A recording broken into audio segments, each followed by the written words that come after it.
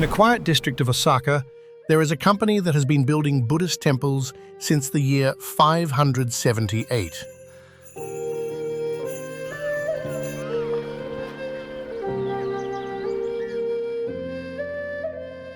It was founded by a single carpenter. For more than 14 centuries, it was handed from father to son, 40 generations deep. It raised the beams of Japan's first great temples. It repaired them when fire took them, when war took them, when earthquakes shook them to the ground. 2 hours west of that workshop, by rail, there is a train. It travels at 320 kilometers an hour. In 60 years of service, it has carried more than 10 billion people, and in all that time, not one of them has died in a derailment or a collision. Not one.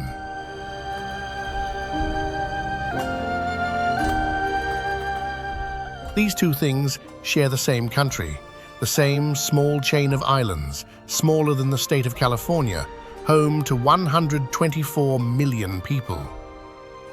The company in Osaka still works with wooden joints and hand tools, the way it did when the Roman Empire had only just fallen.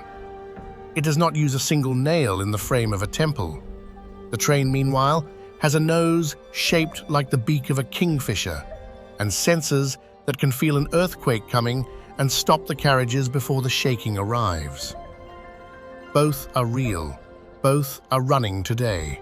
The oldest company on Earth and one of the most advanced machines ever built to move human beings, within the borders of one nation. Most stories about Japan treat this as a charming contradiction. Neon and temples, robots and monks, old and new, standing politely side by side. But what if it was never a contradiction at all? So which is Japan, really? The country that never changes, or the country that never stops?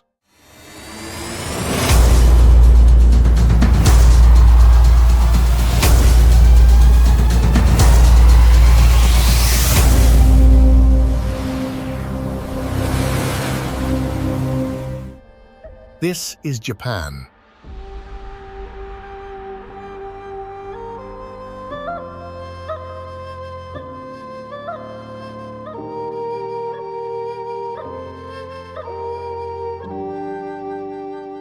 A country that did not choose between its past and its future. A country that found a stranger answer than that. Here, the future is not built in spite of the past. It is built out of it. The temple and the train are not opposites. They are the same idea, told twice.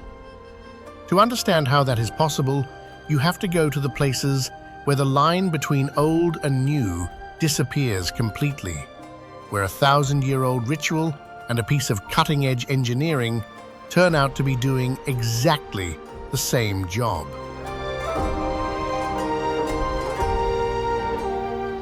And the journey begins in the mountains, in the snow, with an animal that has learned to live the same way the country does.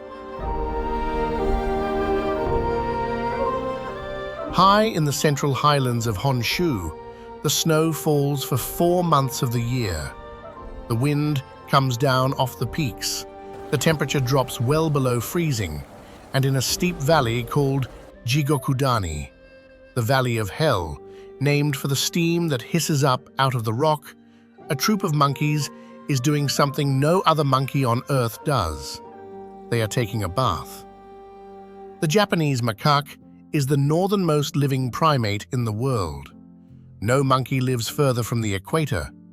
To survive winters that would kill most of its relatives, this one learned to climb into the natural hot springs that bubble up through the volcanic ground and sit there, half submerged, faces dusted with snow, until the cold passes. They did not always do this. The behavior was first seen in the 1960s, when one young female waded into a hot pool. Others copied her. Now it is passed down, mother to infant, a piece of learned culture in a wild animal. They did not fight the mountain. They did not leave it. They took something the land was already offering, the heat of the volcano, and made it the thing that keeps them alive. Hold that thought, because the entire country runs on the same instinct.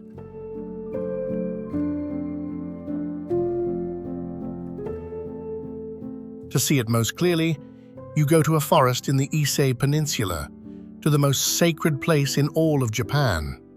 It is called Ise Jingu, the grand shrine of Ise. For the followers of Shinto, the old religion of the islands, this is the holiest ground there is. It is said that every Japanese person hopes to visit it at least once in their life. The shrine houses a sacred mirror, one of the 3 treasures of the imperial line, and its origins reach back nearly 2,000 years to the sun goddess Amaterasu. You would expect the holiest building in the country to be the oldest building in the country. Ancient timber, blackened by incense and centuries. Stone worn smooth by 100 generations of hands. It is the opposite. The main shrine at Ise is never more than 20 years old. Every 20 years, the priests and carpenters of Ise tear the entire shrine down. Then they build it again, perfectly, exactly, down to the last peg, on an empty plot of land right next to the old one. The sacred mirror is carried across, in the dark, in a ceremony almost no one is allowed to witness. The old buildings are dismantled, and the plot where they stood is left empty again, swept clean, waiting. This has happened more than 60 times. The current buildings were raised in 2013. They are the 62nd version, and right now, as you watch this, the 63rd rebuilding is underway. It began in 2025 with the ceremonial felling of cypress trees in a forest 200 kilometers away. It will not finish until 2033. The buildings are made in a style so old that it predates Buddhism in Japan.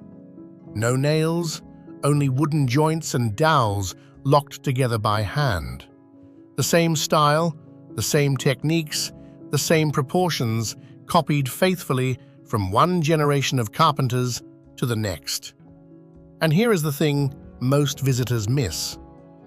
The reason they tear it down is not because it has rotted. 20 years is not very long for good cypress. They tear it down on purpose, because the point was never the wood. The point is the knowledge.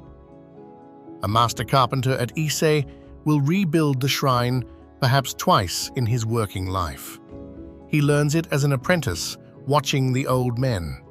Then, 20 years later, he is the old man, and there is a new apprentice watching him.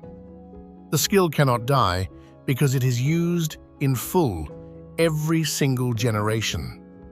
The building is just the exam. The Japanese have a word for this, tokowaka. It means roughly eternal renewal. Forever new, forever ancient, the same thing at once.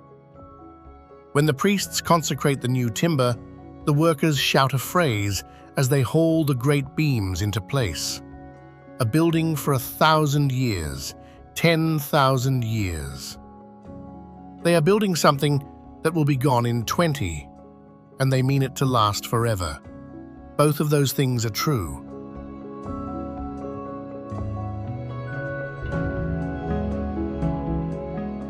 Now carry that idea west to the old capital, to Kyoto. For more than 1,000 years, Kyoto was the seat of the emperor. It is a city of 2,000 temples and shrines, of wooden townhouses and stone gardens, of geisha districts where the rules of an older world still hold. Climb the hillside to Kiyomizudera, the temple of pure water, and you stand on a great wooden veranda held up by hundreds of pillars, assembled like the shrine at Ise without a single nail.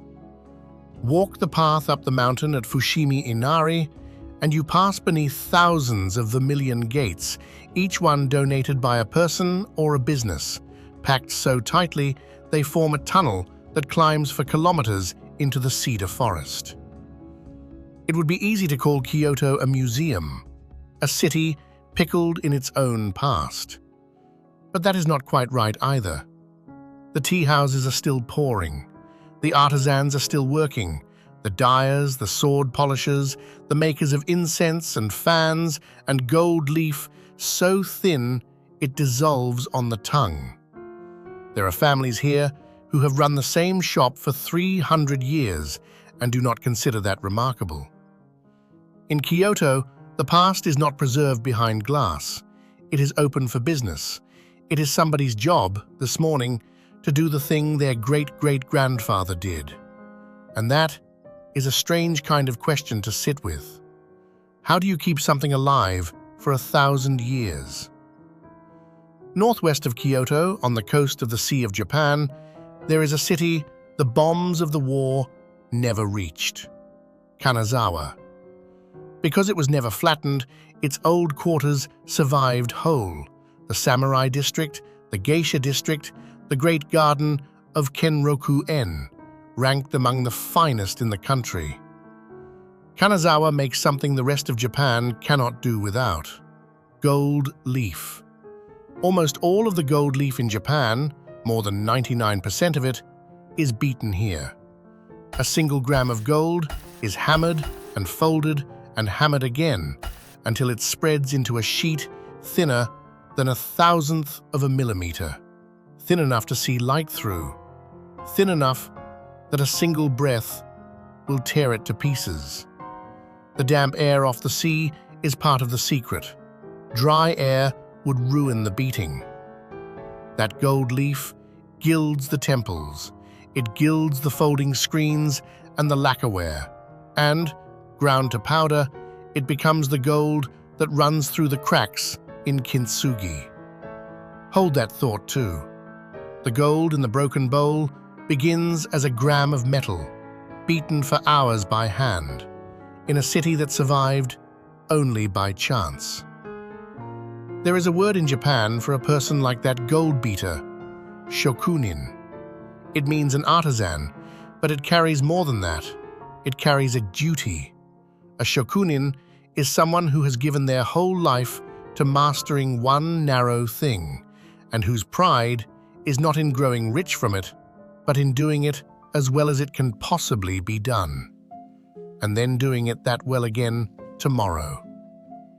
There are shokunin who do nothing but sharpen knives, who make a single shape of noodle, who carve the wooden molds for sweets, or dye cloth one indigo dip at a time, or spend 10 years learning only how to cook rice before they are trusted to touch the fish. The reward is not novelty. The reward is depth. To stand still in one place and go further into it than anyone before you, and then to hand it on to the one who comes after. It is the same instinct as the carpenter at Ise. Master one thing completely, refuse to let it die, and in that refusal, almost without meaning to, build something that lasts 1,000 years.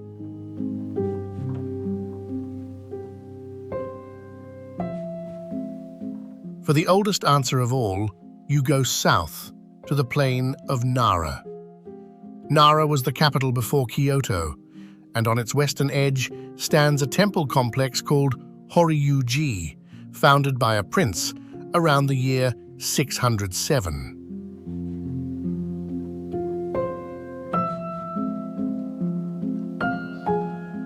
Its pagoda and main hall are the oldest wooden buildings standing anywhere on Earth. They have stood for roughly 1,300 years. Stop and consider where they are standing. Japan sits on the meeting point of 4 tectonic plates. It is one of the most earthquake-prone places on the planet. The ground here does not stay still. It heaves. It is the same instability that boils the hot springs the monkeys bathe in, the same fault lines that built the volcanoes. And yet, a wooden building, 13 centuries old, in the most seismically violent country in the world, is still standing. How? The answer is in the joints. The pagoda has a great central pillar that runs up its core, and the floors around it are not rigidly fixed. In an earthquake, they slide and shift against one another, each level moving slightly out of time with the next, so the whole structure sways like a dancer instead of snapping like a rod. Modern engineers studied that 1,300-year-old design and used the same principle in some of Tokyo's skyscrapers. The temple at Nara was raised by carpenters from a guild based in Osaka. The same guild, founded in 578 by a carpenter named Shigemitsu Kongo, invited across the sea from the Korean kingdom of Baekje to build Japan's very first Buddhist temple.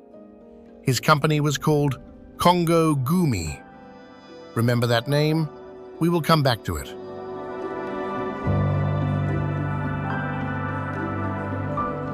To the east of these old capitals, one shape rises above everything else. You have seen it 1,000 times, even if you have never set foot in Japan.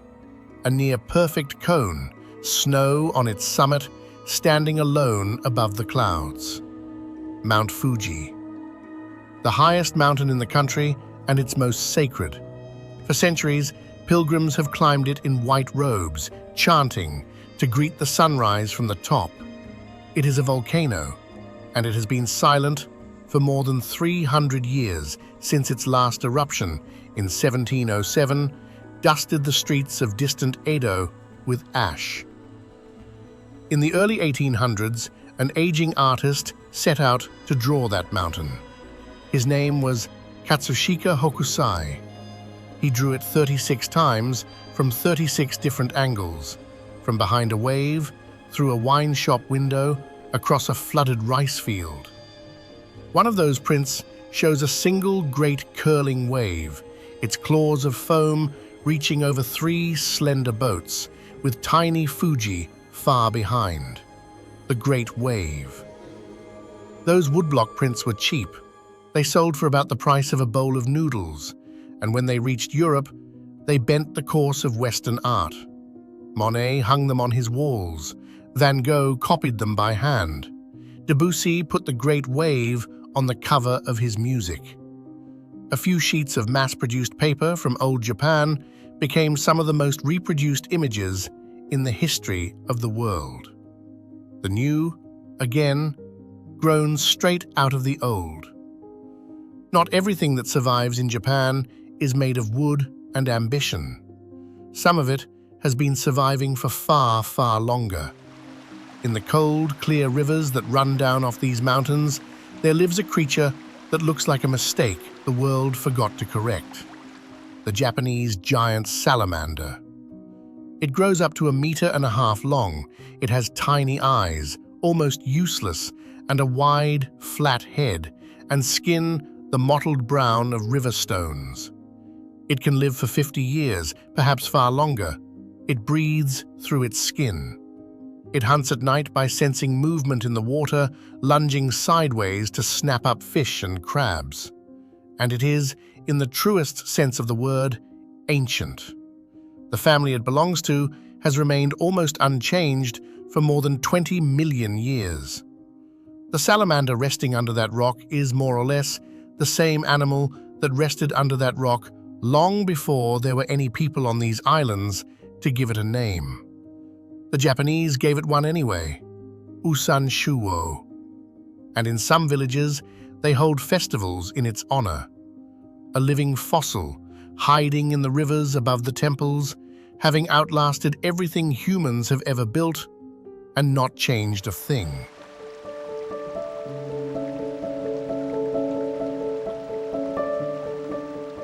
To meet the oldest living things in Japan, though, you have to leave the main islands entirely.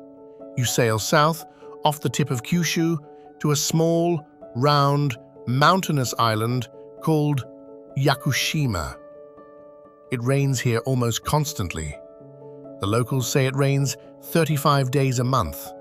The whole island is one steep, dripping, moss-drowned forest, climbing from the sea to peaks nearly 2,000 meters high.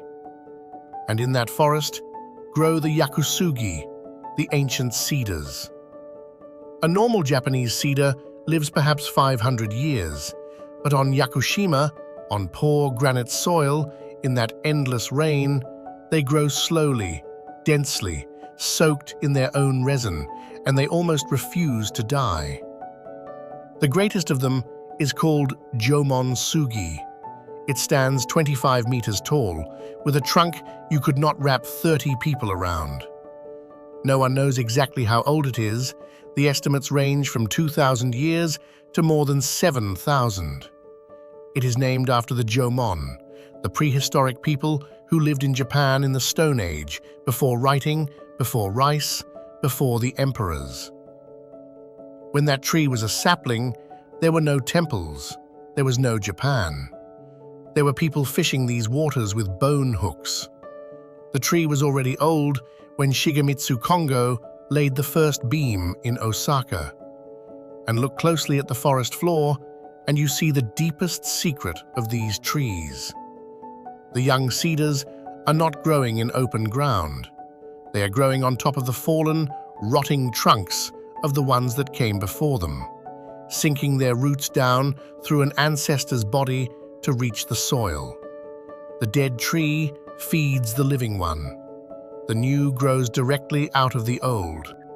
A young filmmaker once walked into these forests, in the rain, under the moss, and found something there he could not forget. His name was Hayao Miyazaki.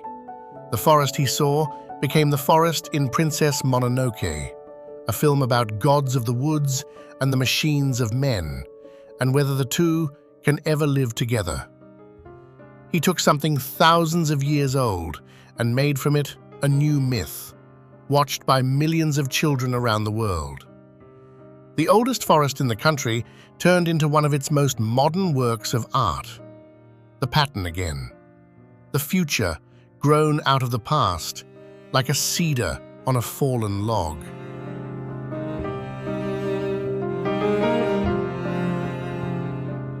These islands stretch nearly 3,000 kilometers, from the drift ice of the north to coral seas in the far south, and almost every part of them hides something old that refuses to end. In the mountains of the Kii Peninsula, pilgrims still walk the Kumano Kodo, stone trails worn smooth by more than 1,000 years of faith. Down in the south, the islands of Okinawa kept their own kingdom, their own language, and some of the longest-lived people on the planet.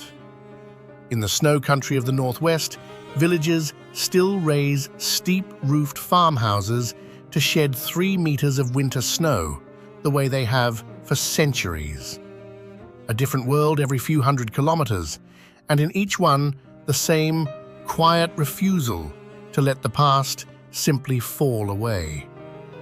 Not far from that coast, in the calm inland sea between Honshu and the island of Shikoku, sits a cluster of small islands that were, until recently, slowly dying.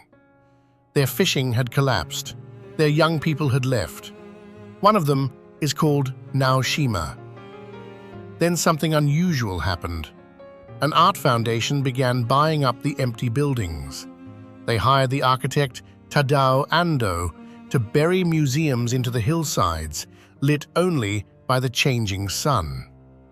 They placed works of modern art inside abandoned houses in the old village, so that you slide open the door of a 200-year-old fisherman's home and find, inside, a room of falling digital numbers or a single pool of perfect water and light. On the pier sits a giant yellow pumpkin covered in black spots by the artist Yayoi Kusama. Today, people travel from the other side of the planet to these once-dying islands to see them. The villages did not become a museum of their own past. They became the future of art, built inside the shells of what they used to be. The pattern again, hiding in plain sight. But the modern world is exactly where we have to go next. Because if you want to see the future Japan built, there is only one place to start: Tokyo. More than 37 million people live in the Greater Tokyo region. It is the largest urban area that has ever existed on this planet. From the air at night, it has no edge. It simply goes on, a circuit board of light stretching past the curve of the horizon. And it works. The trains run to the second. The streets are clean. A city the size of a small country moves 12 million people a day through its rail network, and most of them are never late. Consider how a place this size even holds together. The railway companies do not only run the trains, they own the department stores stacked above the stations, the apartment towers strung along the lines, the very neighborhoods the commuters sleep in. The whole city is built vertically and organized around the rail map, so tightly that more than 3.5 million passengers pass through a single station, Shinjuku, every day. It is the busiest railway station on Earth. And before dawn, in a hall in the district of Toyosu, the day's first great ritual takes place: the tuna auction.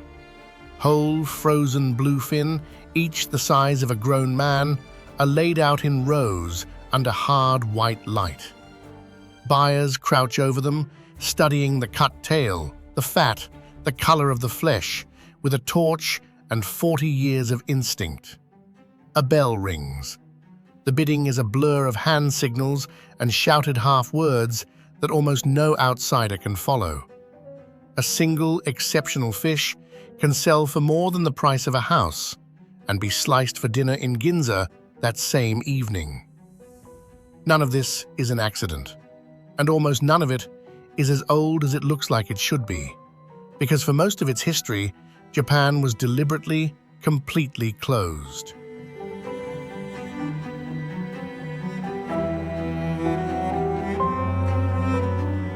In 1639, the rulers of Japan sealed the country. For more than 200 years, almost no one could leave. Almost no one could enter. Foreign books were banned. Foreign ships were turned away or destroyed.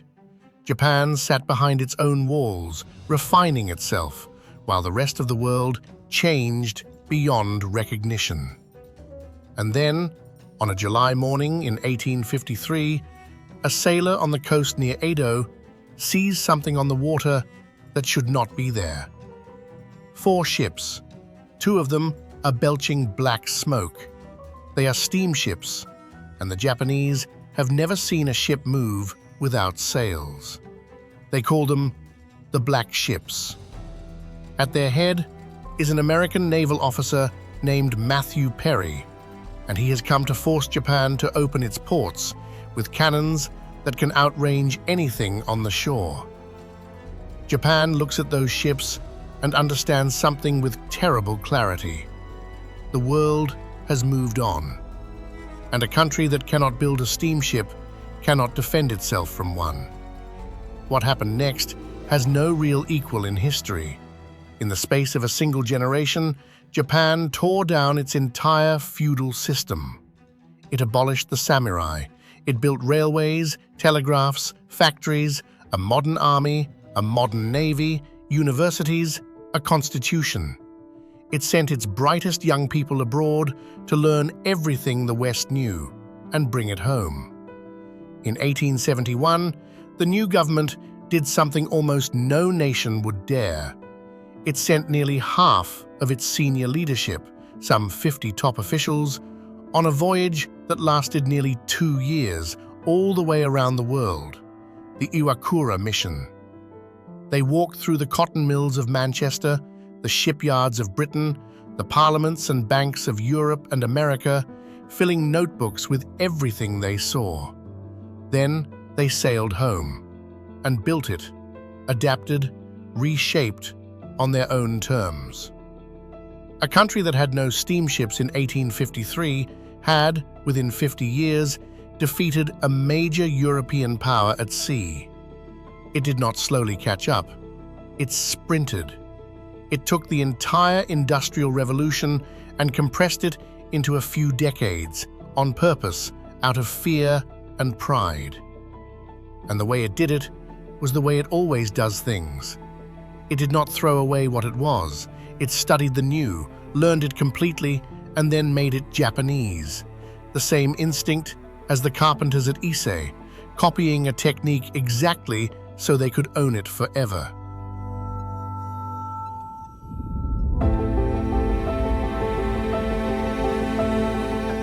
You can see the end point of that sprint at a platform in Tokyo Station, where the bullet train waits. The Japanese call it the Shinkansen, the new trunk line. The first one opened in 1964, just in time for the Tokyo Olympics, running between Tokyo and Osaka. It was the fastest passenger train in the world. And remember the question from the beginning: why does the fastest train on Earth borrow the shape of a bird? Here is the answer. The early bullet trains made a thunderclap of noise every time they shot out of a tunnel. The air compressed in front of them and exploded out the far end. An engineer who happened to be a keen bird watcher noticed how a kingfisher dives from air into water with almost no splash because of the precise shape of its beak. So they shaped the train's nose like that beak. The boom stopped.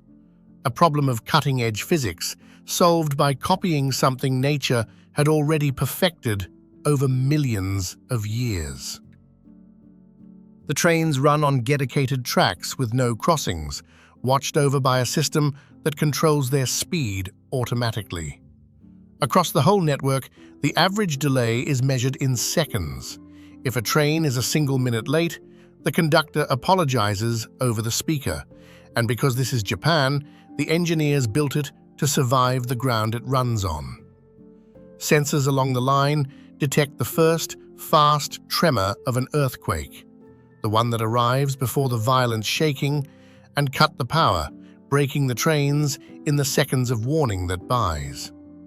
The same problem the carpenters of Nara solved with sliding wooden floors 13 centuries ago, solved again in steel and software at 300 kilometers an hour.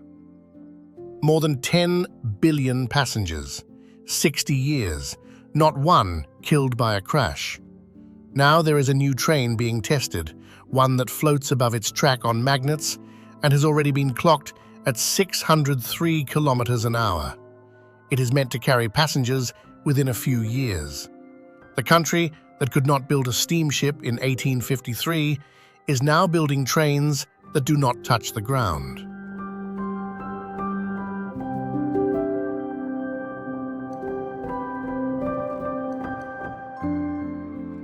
But the ground in Japan has never let anyone forget it is there. And to understand this country, you have to stand in the one place where everything it had built was taken away in a single afternoon. The northeast coast of Honshu. The region called Tohoku, a coastline of fishing towns, of harbors and sea walls, of people who had lived with the sea for 1,000 years and thought they knew it. The 11th of March, 2011. It is the early afternoon. 2 minutes before 3 o'clock, the seabed off the coast of Tohoku ruptures. It is a magnitude 9.0 earthquake, the most powerful ever recorded in Japan. It shakes for 6 minutes. It moves the entire main island of Japan more than 2 meters east. It shifts the planet's axis. And then the sea pulls back. The people on the coast have drills for this. They have warnings. The sea walls were among the best in the world. But the wave that comes is taller than the walls. In some places, it rises higher than a 4-story building. It crosses the beaches, the sea walls, the roads, and moves inland, carrying cars, boats, houses, whole forests of debris with it. By the end of that day, around 18,000 people are dead or missing. Entire towns are simply gone. and at a power station called Fukushima Daiichi, the wave drowns the generators that cool the reactors, and 3 of them melt down. The worst nuclear accident since Chernobyl.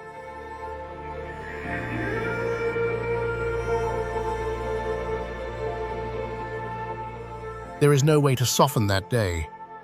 It was the largest loss of life in Japan since the war. Families waited at evacuation centers for people who never came. Some towns lost 1/10 of their population in a matter of minutes. What Japan did afterward says everything about what kind of country it is. Some towns rebuilt their seawalls higher than ever, walls of concrete 12, 15 meters tall, sealing the view of the ocean their grandparents had loved. Others made a different choice. They did not rebuild on the coast at all. They cut the tops off hills, moved the entire town uphill, and turned the drowned land below into parks and memorials, so that nothing with a bedroom in it would ever stand there again. In the town of Otsuchi, the wave had killed the mayor and dozens of officials at their desks. The survivors had to rebuild the town and its own government at the same time. Along hundreds of kilometers of coast, they raised the land itself, trucking in mountains of earth to lift whole districts several meters higher before laying a single new foundation. The work took more than a decade, and when some of those new neighborhoods were finally finished, far fewer people came to live in them than the sea had taken away. They are still arguing about whether they got it right. That is not a story with an ending yet. And underneath that argument, in every town along that coast, there is a quieter problem, a slower wave coming in. Because the towns that were rebuilt are not filling back up. The young people did not come home. Here is the thing that nothing in Japan has yet found a way to fix. The country is running out of people. In 2024, 686,000 babies were born in Japan.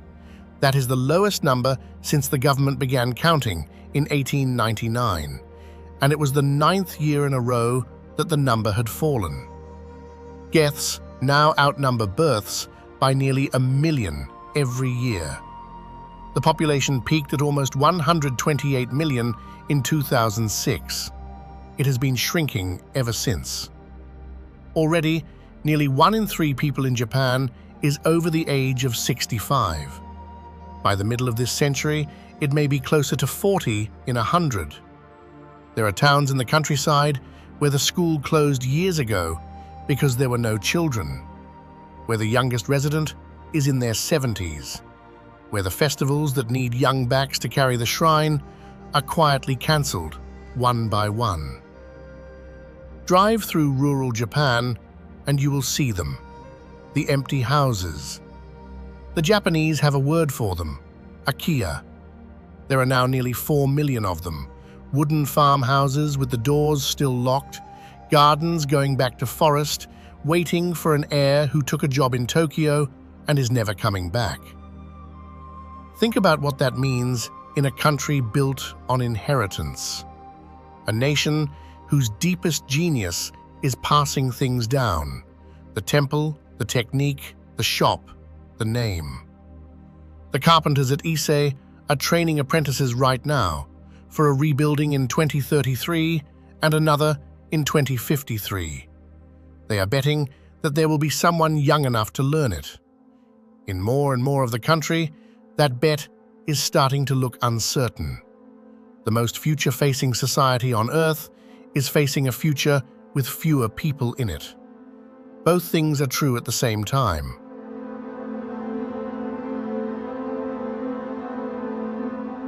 So Japan is reaching for an answer that almost no other country would reach for first. If there are not enough young hands, it will build the hands.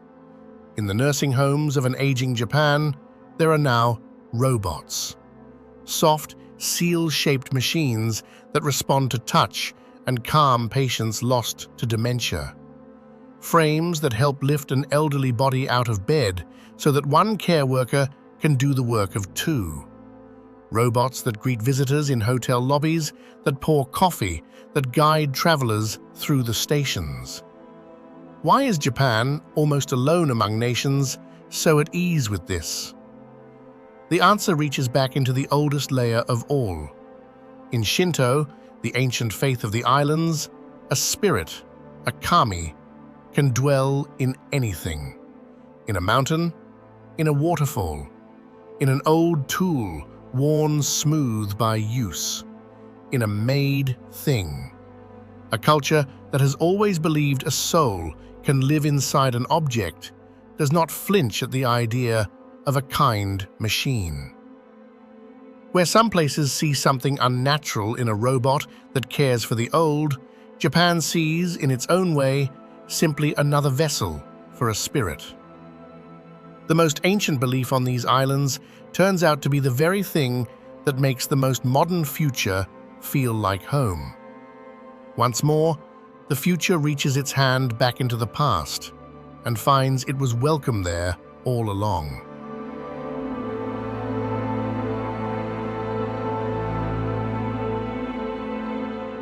So let us go north, to Hokkaido, in the deep of winter, to a frozen marsh where another of Japan's old stories is quietly being rewritten.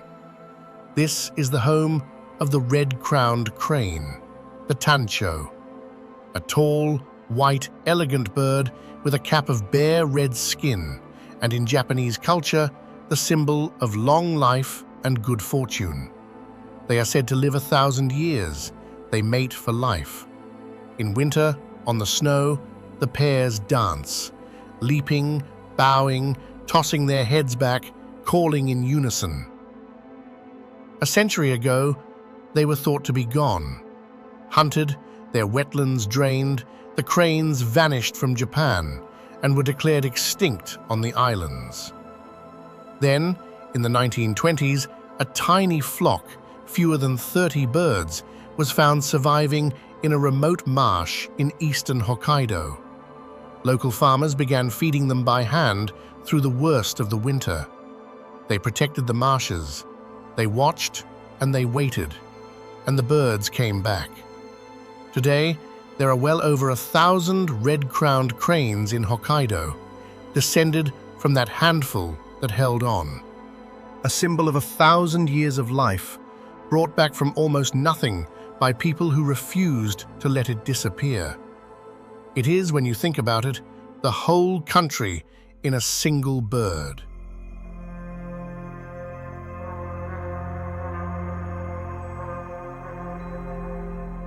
Before we reach the heart of it, sit for a moment in a tea room, a space barely 3 of your steps across, with a doorway so low you must bow to enter, so that no one, not a lord, not a warrior, comes in standing tall. A single flower in an alcove, a hanging scroll, the slow, exact, almost silent making of a single bowl of green tea. In the 1500s, a tea master named Sen no Rikyu took this ceremony and stripped from it everything that was merely expensive. He taught that the cracked bowl was finer than the flawless one, that the rough, the worn, the uneven held more beauty than the perfect. He was, in the end, ordered to take his own life by the warlord he served. But his idea outlived the warlord, and every warlord since. It became the spine of Japanese taste. You see the same idea in how the country watches its trees. Every spring, the cherry blossoms open in a wave that rolls slowly north across the islands for weeks, and the entire nation stops to sit beneath them. But the Japanese do not love the blossom because it lasts. They love it because it does not. Within a week, perhaps 2, the petals let go and fall. The beauty is in the falling. They have a phrase for the gentle sadness of it: mono no aware, the tender ache of things that pass.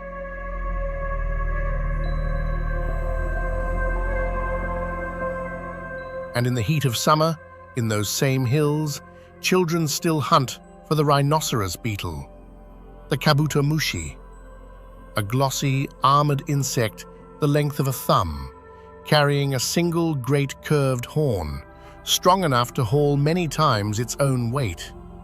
For generations, Japanese children have caught them, kept them in boxes, fed them, and let them go. A small, living tradition handed down each summer, parent to child. The same shape, in miniature, as everything else this country does. Something old, kept alive only by being passed to someone young. There is a craft in Japan that explains all of this better than any words can. It is called kintsugi. When a precious bowl breaks, in most of the world, you have two choices. You glue it back together as invisibly as you can and hope no one notices, or you throw it away. Kintsugi does neither. The broken pieces are rejoined with lacquer mixed with powdered gold. The repair is not hidden. It is gilded. The crack becomes a vein of gold running across the surface, the most beautiful part of the object and the most valuable. The bowl is not worth less for having broken. It is worth more. The West tends to see this as a quaint metaphor about resilience. That is not quite what it is. It is a whole way of seeing. The Japanese have a phrase for it, wabi-sabi, the beauty of things that are imperfect, impermanent, and incomplete. The crack is not a flaw to be erased. The history of the object is the object. The break is part of the story, and the story is the point. Once you understand kintsugi, you understand Issei. You understand the bullet train and the kingfisher. You understand a country that rebuilds its holiest shrine from scratch every 20 years and calls it eternal. The past is not something Japan is dragging behind it. The past is the gold in the seam. And that brings us finally back to the train and the temple, back to the question this whole journey began with. In 2005, Kongo Gumi, the temple building company founded in 578, the oldest company in the world, run by the 40th generation of the same family, ran out of money. For more than 1,400 years, it had survived. It had survived the closing of the country and the opening of it. It had survived the black ships. It had survived the wars. In 1945, when much of Japan was burned to the ground, the temples Kongo Gumi had built were burned with it, and the company rebuilt them. But it could not survive the modern economy. Fewer temples were being built. The debts grew. In 2006, the family business was dissolved and absorbed into a larger construction firm. And yet, listen carefully because this is the whole thing, it did not stop. Under its new parent, Kongo Gumi still exists. Its carpenters still build temples. They still use the joints and the tools and the techniques that Shigemitsu Kongo brought across the sea 14 centuries ago. The company changed shape completely and lost everything and kept doing the one thing it had always done. The motto of Kongo Gumi is carved into its history, the inheritance of techniques from 1,400 years ago to the future.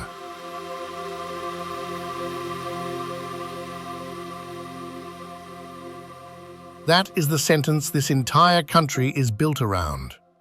Not the past instead of the future. Not the future instead of the past.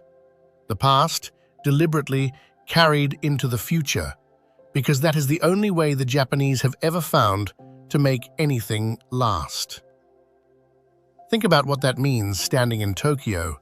The maglev train, floating towards 600 kilometers an hour, is not the opposite of the shrine at Issei. It is the same act. Study something completely, master it by hand, then rebuild it better and hand it on. The kingfisher's beak and the cypress beam, the earthquake sensor and the sliding pagoda floor, The new myth grown from the oldest forest. Always the new, grown directly out of the old, like a cedar rooting down through the body of the tree that fell before it. After the war, after the bombs, after the firestorms that flattened its cities, Japan did the same thing it always does. It rebuilt. Within a single generation, it went from rubble to the second largest economy on the planet. In 1945, whole cities were ash. Tokyo had been burned out in a single night. By 1964, that same Tokyo was hosting the Olympic Games and opening the first bullet train. 20 years, one rebuilding cycle of the shrine at Ise, from ruin to the future. The factories that had been bombed flat came back as the makers of the world's cameras, its cars, its televisions, its machines. A country with almost no oil, no iron, and almost no flat land grew rich by doing the one thing it had always done best: taking something, mastering it by hand, and sending it back out into the world better than the place it came from.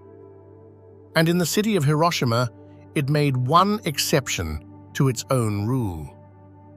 It rebuilds everything, but it left one ruin standing, the skeleton of a single domed building near the center of the blast, scorched and broken, deliberately never repaired. In a country that rebuilds its holiest shrine every 20 years so that nothing is ever allowed to decay, they kept one broken thing exactly as the worst day in their history left it, so that no one would forget. That, too, is kintsugi. The crack kept visible. The wound made part of the story on purpose. So we come back to where we started, to the empty plot of swept earth beside the shrine at Ise.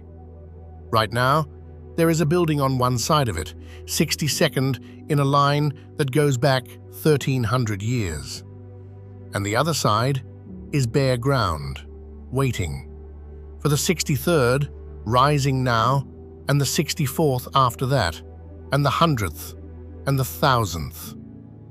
The Japanese chant it as they raise the beams. A building for 1,000 years, 10,000 years. No one in that forest will live to see the shrine they build torn down. They are working for people not yet born. They are betting everything on the idea that someone, 20 years from now, will still be there to learn the joints and carry the mirror across in the dark. And that is the open question Japan now carries into its future, the one that all its genius has not yet answered.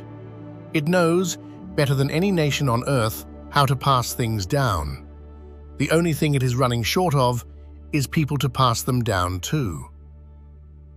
But a country that found 130 surviving cranes in a frozen marsh and turned them into 1,000, a country that took the black ships and built the bullet train, a country that has been knocked flat by tsunami, by fire, by its own mistakes, and has rebuilt itself exactly and faithfully more times than almost any other place on earth. If anyone knows how to begin again from very little, it is the country that has spent 1,400 years practicing. Japan did not build the future instead of its past. It learned, longer ago and more deeply than anyone, that the only future worth having is one you build out of what you were. The temple and the train were never two different things. They were always the same answer.